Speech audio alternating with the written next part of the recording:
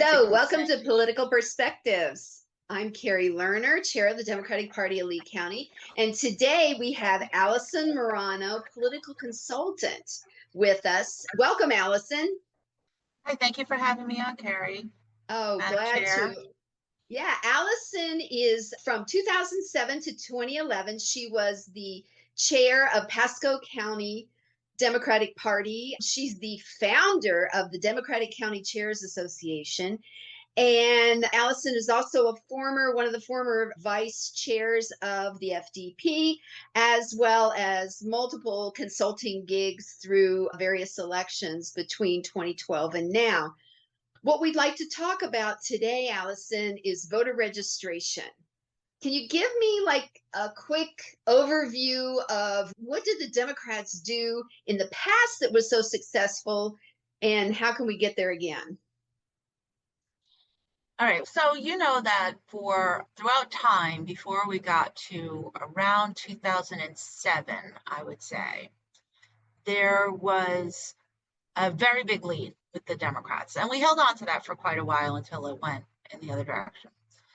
So there was just a very big effort of voter registration was organic in the state of Florida, and way more people were registering every day as Democrats than Republicans, and that really accounted for most of the lead. They were always given voter registration options at the DMV, which they still are, and people just got into the state and they registered. What happened in 2008 was a good thing for us because that was the first Barack Obama campaign. And he mirrored all of his national efforts got mirrored in every single state. So the fact that he relied heavily on voter registration of youth and of African American outreach and Hispanic outreach, he was one of the first candidates to really look at the whole picture and decide to register everybody. And that actually meant all the parties. President Obama, candidate Obama, registered every single party. And because his belief and his philosophy was, if you register somebody personally and you talk to them, when it comes time for GOTV and you have them on your personal list as the person who registered them, and you ask them to vote a certain way and for specific candidates, they will trust you regardless of their party, and they will vote the way you ask. And this was part of the psychology or the behavioral economics that he subscribed to and used a lot in his campaign. As an aside, after I learned about the psychology that he used a lot in 2008, I went into courses on behavioral economics, which is how I learned that's what it's called. And in one of my first courses that I took at Duke was featuring a lot of him, a lot of Obama's strategy for how he persuaded people. And I was fascinated by all of it. And that really was what he was doing. So he did a huge voter registration program. Let's say we'll talk about Florida. It was huge. He registered somewhere in the neighborhood of 250,000 people for his election alone in Florida. And that generally set the stage for an open, overt, really loud voter registration program by the Florida Democratic Party and by Democrats that continued. So while OFA was here, they were thought of as his activist arm and his agenda, getting the man, because he always spoke to the people. So OFA was really Obama for America became Organizing for America, and they carried on his mission of getting his agenda passed. So it was one thing to get elected, it was another thing to get his agenda passed. And you know how they say Republicans are great campaigners and terrible legislators, and Democrats are terrible campaigners and very good legislators, right? There's another way to say it, but that's the gist of it. And so he did both. He did the great campaign, and then he made sure his agenda had all of the force of his supporters behind it. And I was part of OFA in conjunction with the party. As a DCA chair, I became the bridge between OFA, which was Obama campaign, and then OFA Organizing, and the state party and the DECs and the volunteers and everybody who was involved in the state party. I was actually put in place to bridge the gap before they had even appointed Ashley Walker as the head of OFA. She was a deputy campaign manager for Obama for America under Steve Shale. Then she became the head of OFA, and she put a full staff together, and they kept their offices in Ybor City by Tampa. And then she became the campaign director for Obama for America 2012. But in those 3 years in between, they continued to run very robust voter registration efforts, and they hit those even after the election, the off years. They continued to get ready for 2012. So the fact that they did that became a problem for the Republican Party. And this is where things started to change. And I was part of this. Do you want me to go into the detail of what they did and how we got here? I can sum it up, or it's a very interesting story, because the Republicans did do this in response to the Florida Democratic Party and the OFA outreach efforts for voter registration. That's where all of this mess came from. So what mess? I'm not sure I understand what mess why you mean. They got to become so complicated to do voter registration in the state of Florida. That's where this came from. In 2011, the legislature got together and knew that President Obama was going to run again, and he would obviously keep going with the voter registration. And to let you know, we were doing 240,000 people still every 2 years, because the midterms we were ready with the same amount, and then getting ready for Obama's reelection in 12. We kept the numbers up for voter outreach. Now, was this with paid canvassers? Yeah, most it was paid volunteer? Because at the time, through the DCCA, we had the DECs focused on vote by mail. We said, let OFA take care of voter registration, and the DECs will take care of vote by mail. So when I started the vote by mail programs, which started in 2007, in 2006, I realized for the first time I was chair of PASCO, just for the end of that cycle, I realized that they beat us in vote by mail, the Republicans, by 25 points. So I sat down with Karen Thurman, who was the chair at the time. Vote by mail was pretty new. It was still called absentee voting. It was a new thing, but the Republicans really controlled it, and they knew right away. They sent out much more in-depth postcards and phone calls and letters. Democrats weren't thinking about vote by mail at all at this point. We didn't have early vote yet either. It was just vote by mail and election day at that time.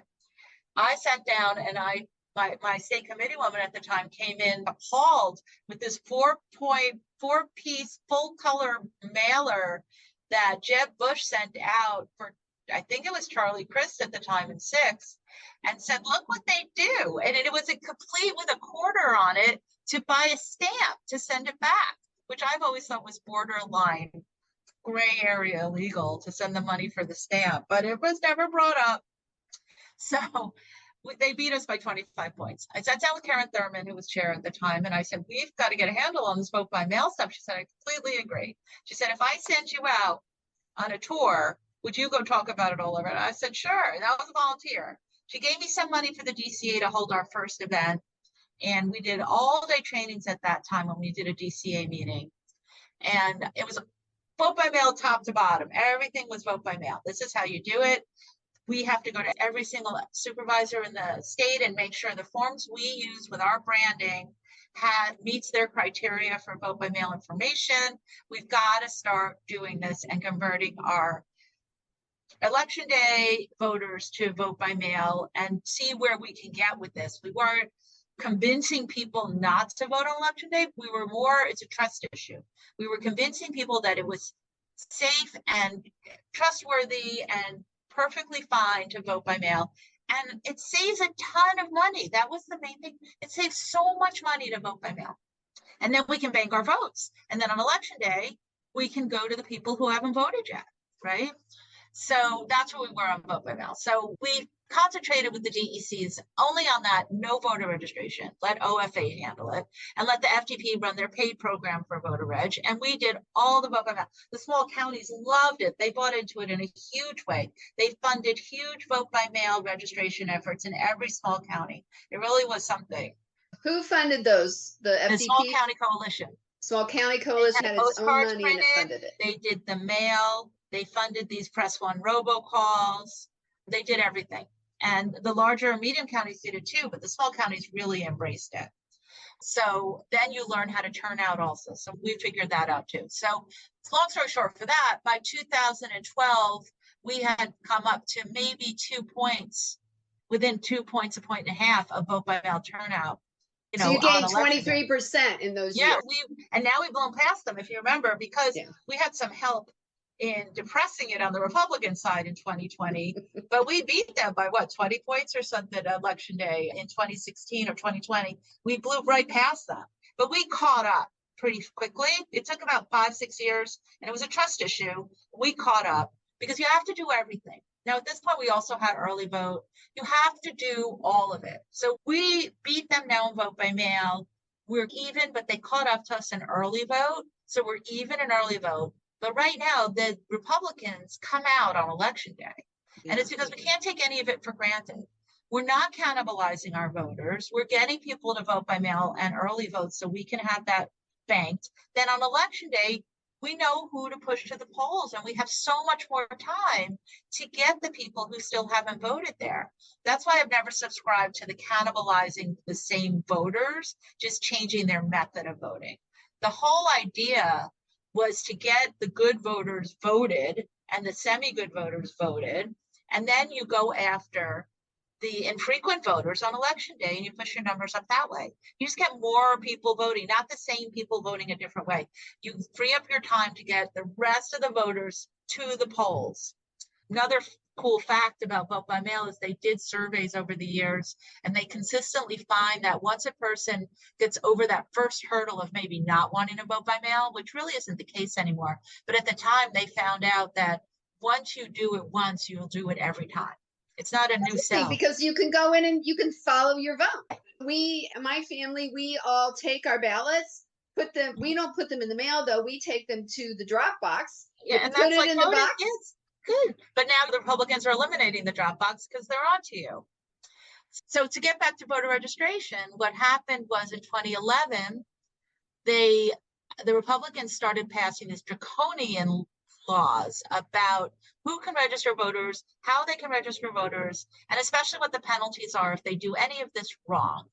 So they started attacking voter registration, in-person voter registration. I should say that because I want you to know that over all these years, while we were out knocking on doors and getting all these voters, Republicans have always done it by mail. They're out knocking on doors now, but back then they always did.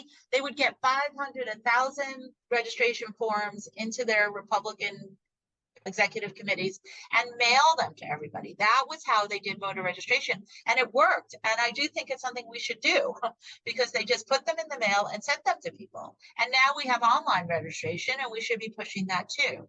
But of course, the most successful thing to do is in-person voter registration. But I want to point out that the Republicans are probably doing well by using their tried and true methods, which include calling, mailing, and online.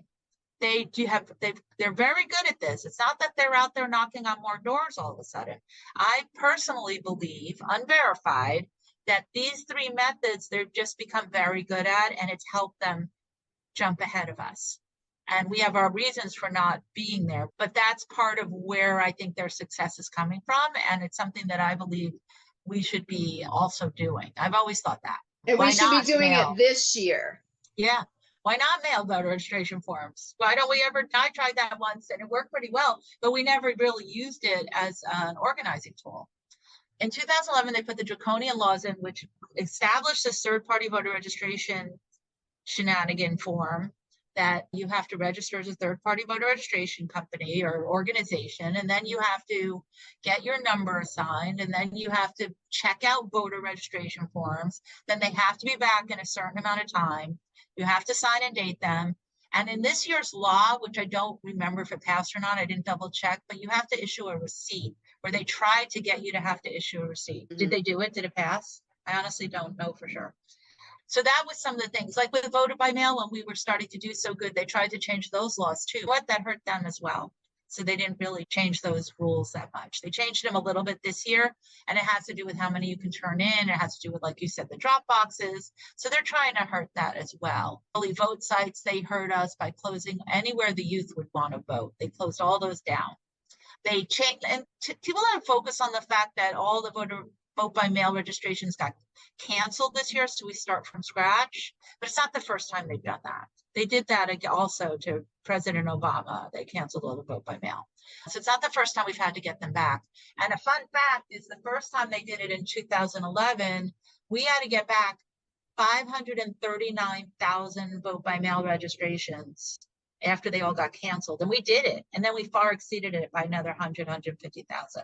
So it can be done. We've done it before. But voter registration, they put these draconian laws in. The biggest problem was that if you break any of the rules, like you don't have them, you had to have them back in 48 hours.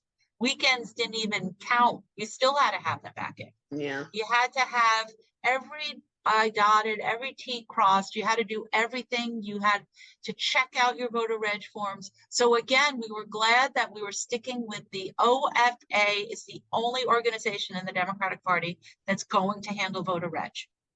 And they did it in the Obama style, which was they held classes that taught you. You had to take a quiz to make sure you understood it, and you got a handbook. Now, another fun fact is I wrote that handbook because at the time I was talking about what the new rules were going to be. And they're like, you need to write all this down. We're going to send it to legal and then we're going to have to train on it. So I did. And the handbook still exists in many forms that it's been redone, generations of guides, but I believe it's still used and still exists out there. But I did write the original handbook. So the problem, the biggest problem with these laws is that if you didn't do any part of it correctly, you could be fined a lot of money. I also noticed they upped the fines again this year. And I'm going to tell you why they had to up them, because if they were all the way up there, $10,000, $50,000, at the time, then Senator Nelson took the Senate Judiciary Committee and brought them to Tampa for a hearing about the voter registration laws that the legislature had just enacted. We had a hearing. Dick Durbin was the chair of the committee at the time. He brought them all down. Myself and a couple of Senator Nelson's district directors packed the Tampa County Courthouse to overcapacity for the hearing. They had supervisor of elections from the side that thought the laws were terrible and a couple of supervisors that thought they were okay, which an interesting thing was on the side with the Democrats was the Volusia supervisor of elections, who was a Republican, and on the side with the Republicans was the Orange County supervisor of elections, who wanted to keep everything the same. So we had one and they had one on either side. So they had the hearing. Afterwards, we held this huge press conference. I think there's still video about it out there. And we had a press conference, and then they went back to DC to bring it in front of the Supreme Court. I remember we were at an FDP meeting in Tampa, and I don't remember which meeting it was, but we were sitting outside when the ruling came in from the Supreme Court declaring that these voter registration rules were unconstitutional. And they slapped down the 48-hour deadline and made it 10 days. And they slapped the fines all the way down to a maximum of $1,000 cap per year. Now, going back to that, this year, they also increased that cap to $5,000 or $10,000 again.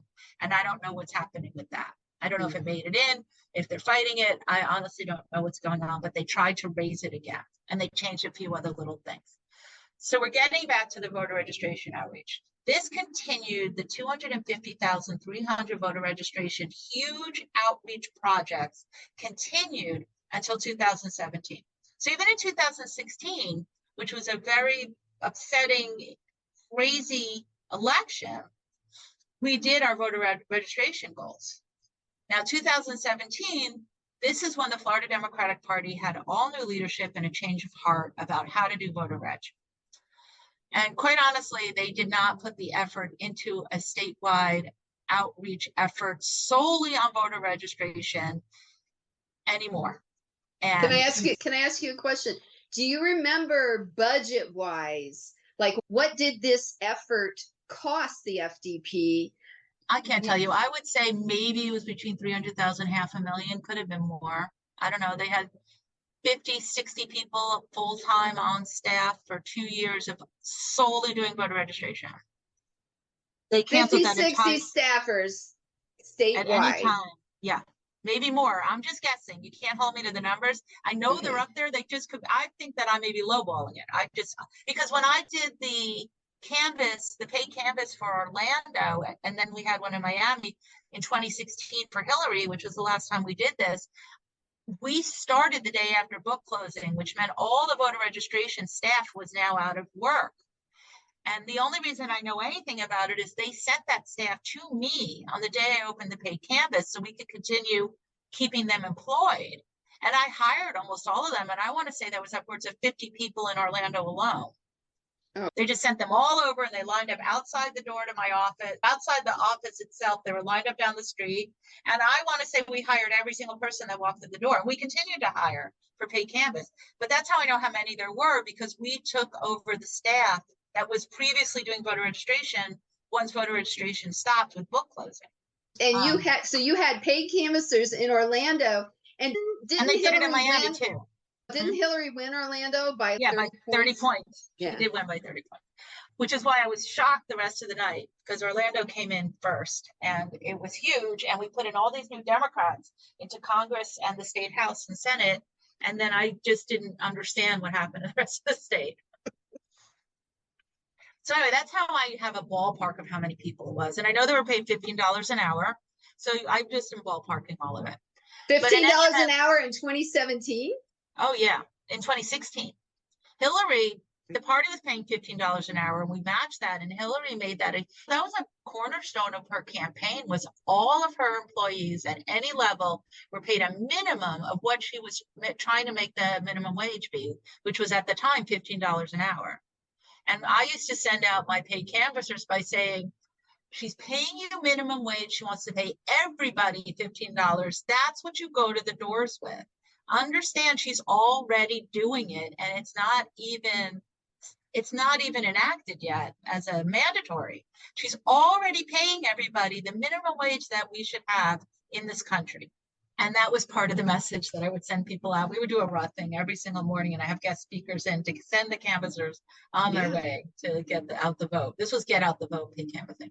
So anyway, we get to 2017 and there's new leadership at the party, and they've decided that they would rather hire a few people to train volunteers to do the level of voter registration that we were dependent on.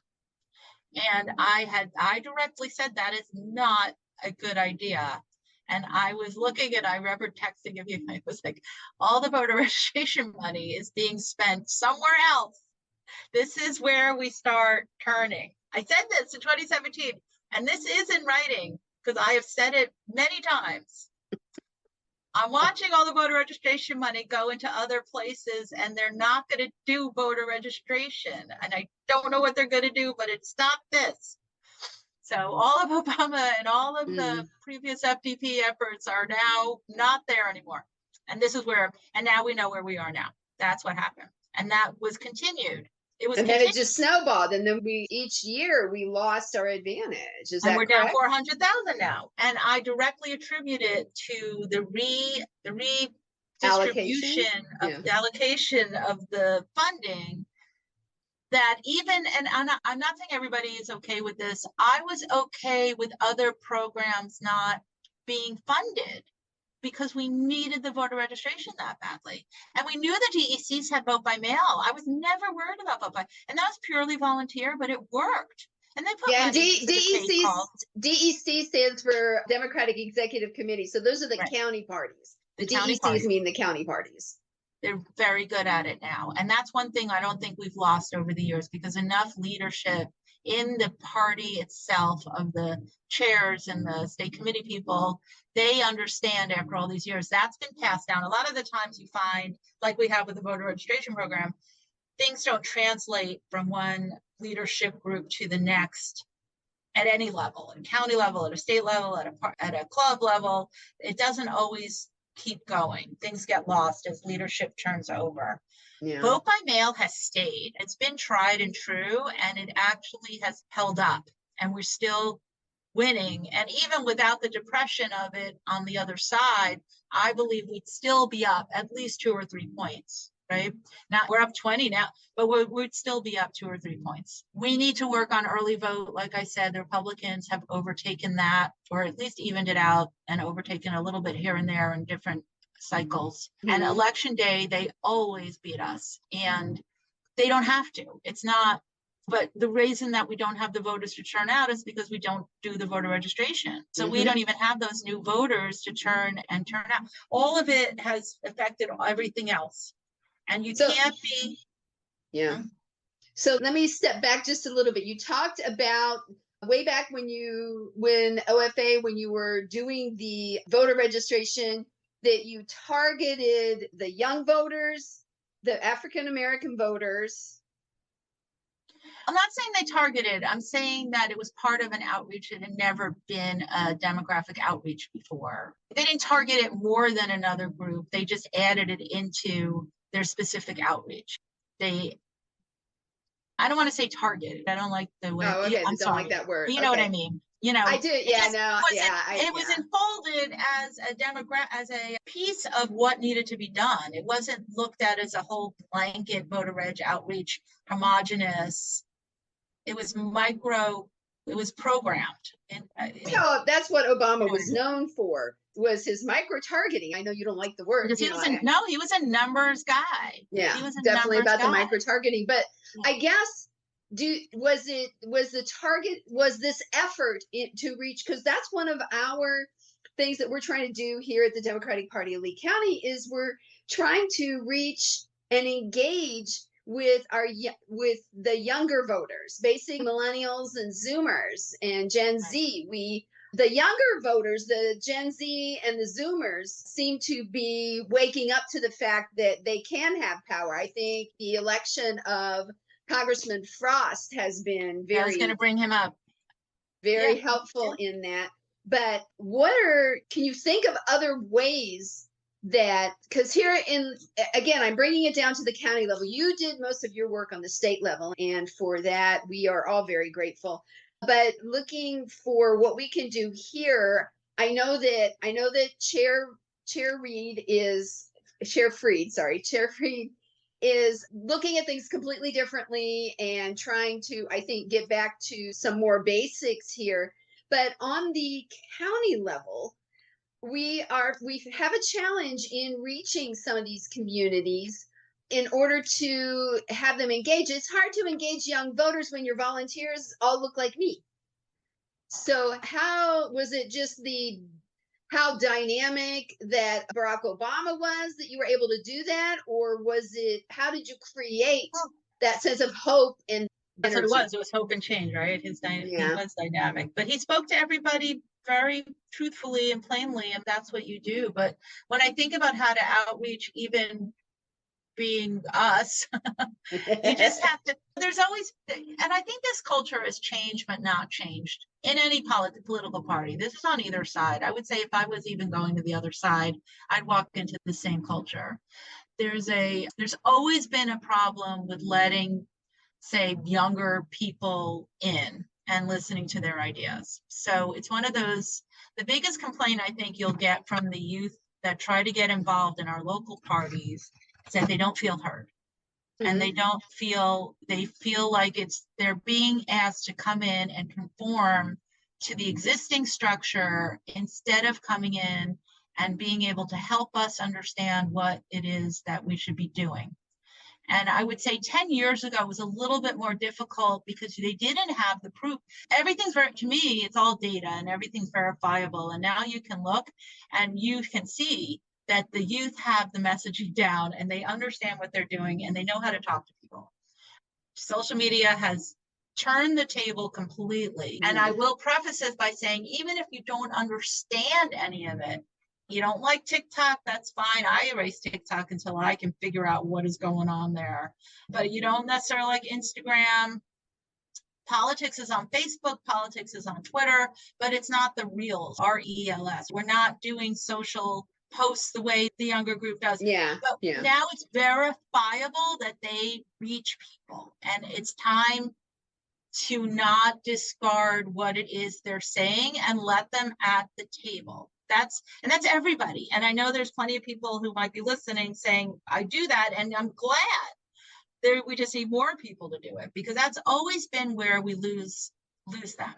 They come in and they're told, it happened to me in Pasco County. I came in with all these new ideas. The chair wouldn't listen to me at all.